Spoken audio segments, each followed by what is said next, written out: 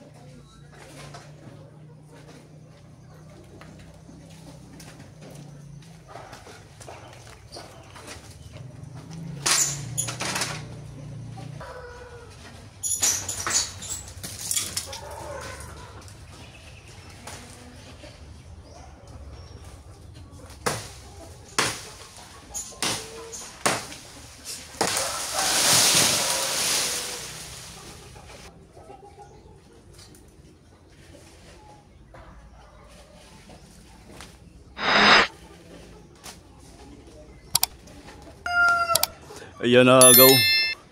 Lumiwanag na yung sa ilalim. Yan.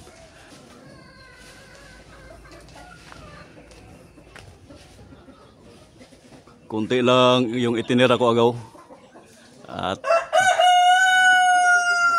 ito naman po ay magkakaroon din po ng sanga. Panibagong sanga. Yan. Maliwanag na po yung sa ibaba.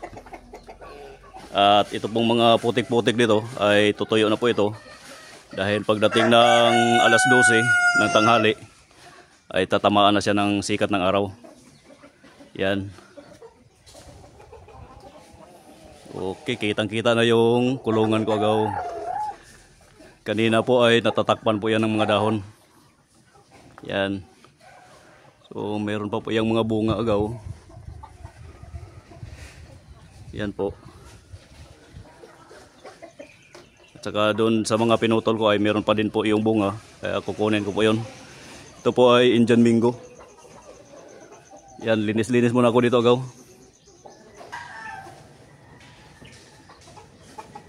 Yan, agaw. Hindi ko na po ipapakita yung paglilinis ko dito. Ditong mga nasa lapag na. Kasi matatagalan po tayo dito. At mauumay po kayo sa kapapanood dito. Wala pong kalaman-laman. So, anyway mga gaw, maraming salamat po sa inyong panonood. At God bless po sa inyo lahat.